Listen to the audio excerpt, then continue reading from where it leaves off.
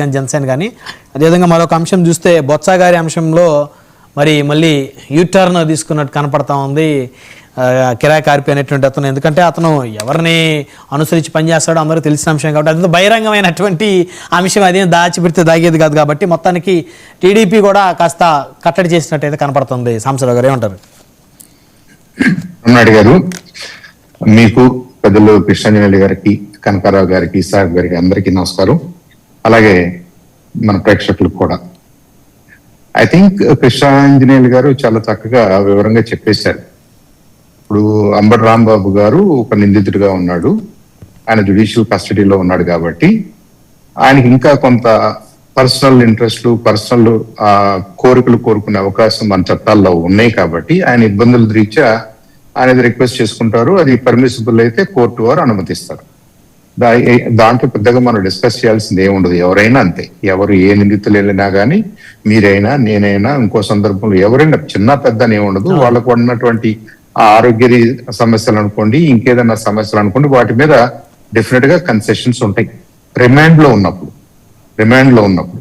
అది మీకు శిక్ష ఖరారైన తర్వాత టర్మ్స్ వేరు. మరి అప్పుడు మళ్ళీ వాళ్ళ డాక్టర్స్ చెప్పాలి, వాళ్ళు ఏదో చేస్తేనే అంతవరకే ఆ లిమిటెడ్ గానే ఫెసిలిటీస్ ఇస్తారు, లేదనుకుంటే ఇవ్వరు. సరే, అది I think it's a judicial matter. వాళ్ళు లీగల్ గా ఏది అలౌడో అది చేస్తారు. ఆ ప్రిజన్ వాళ్ళు కూడా అంతవరకు ఇస్తారు.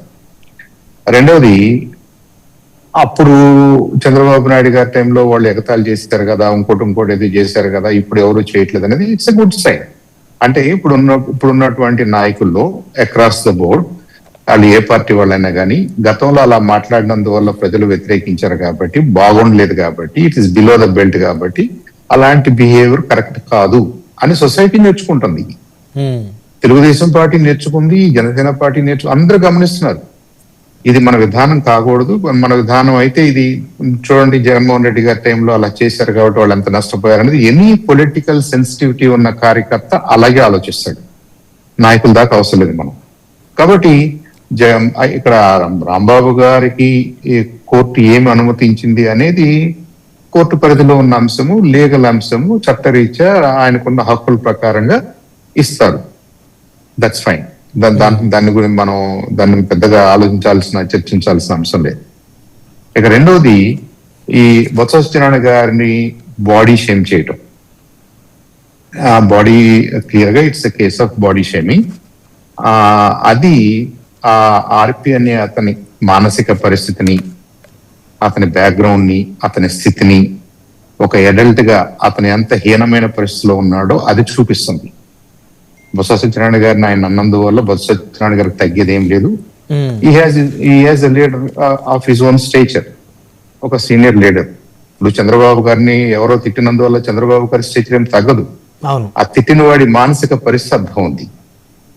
విమర్శ వేరు, తిట్టడం వేరు. విమర్శ వేరు, బాడీ షేమింగ్ వేరు. బాడీ షేమ్ చేస్తున్నారంటే మీరు మనుషుల మీద గాని, జీవరాశి మీద గాని మీకు కనీసమైన అవగాహన, ఎంపతి, సింపతి ఏమీ లేని మీరు ఒక మృగం కింద లెక్క నా ఉద్దేశం.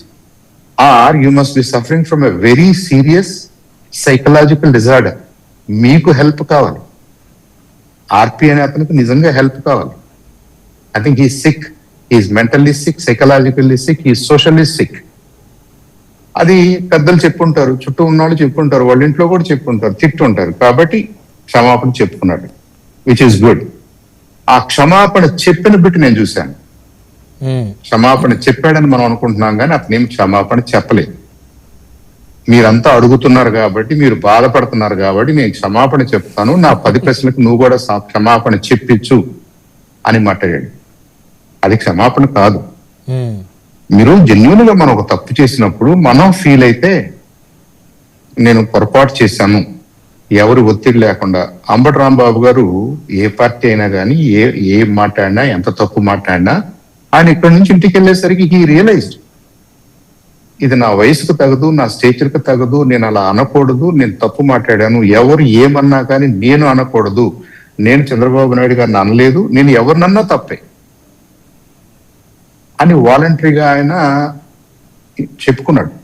సరే దాన్ని ఒప్పుకుంటారా ఒప్పుకోరా, ఎవరి మనోభావాలు ఎంత తీవ్రంగా దెబ్బతిని అనేది, లేదా ఏ పార్టీ ఇల్లీగాలిటీ అనే దాని మీద చట్టం తన పని తను చేసుకుంటూ వెళ్తుంటది. దాన్ని మనం క్వశ్చన్ చేయట్లేదు. అది క్షమాపణ చెప్పటంలో కూడా పద్ధతులు ఉన్నాయి. అది చూసే వాళ్ళకి అర్థమవుతుంటది, సమాజానికి అర్థమవుతుంటది.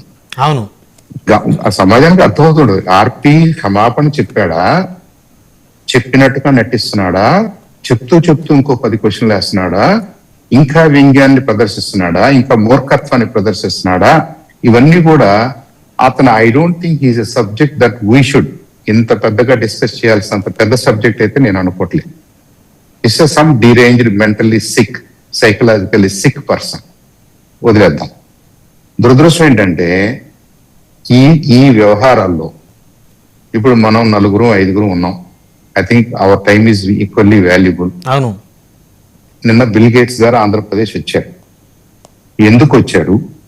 ఆయన రావటం అనుకున్నటువంటి ఏ పాజిటివ్ వైబ్రేషన్స్ మనం ఆశిస్తున్నాము, ఏదన్నా ఇంటర్నేషనల్ గా జరుగుతున్నటువంటి అనేక రకాలైనటువంటి టెక్నాలజికల్ డెవలప్మెంట్స్ లో మన రాష్ట్రానికి ఎలాంటి ఐడియాస్ ను మనం అక్కడి నుంచి తెచ్చుకోవచ్చు, మనం చేస్తున్న వాటిని మనం ఎలా వాళ్ళ హెల్ప్ తీసుకోవచ్చు, బయలేటరల్ గా మనం ఇంకొద్దిగా ముందుకెళ్లాలంటే, ఇంకొద్దిగా ఫాస్ట్ వెళ్ళాలంటే బిల్ గేట్స్ లాంటి వాళ్ళు మనకు ఎలా ఉపయోగపడతారు అని కదా మనం మాట్లాడుకోవాలి. ఇవాళ ప్రపంచంలోని అతిపెద్ద సమ్మిట్ భారత్ మండపంలో జరుగుతుంది. ప్రధానమంత్రి గారు నిన్న ఓపెన్ చేశారు. 20-30 దేశాల ప్రధానులు, ప్రెసిడెంట్స్ పార్టిసిపేట్ చేస్తున్నారు. ఏఐ ఎటు తీసుకెళ్తుంది, ఏఐ భారతదేశంలో ఏం జరుగుతుంది, భారతదేశం ఎలాంటి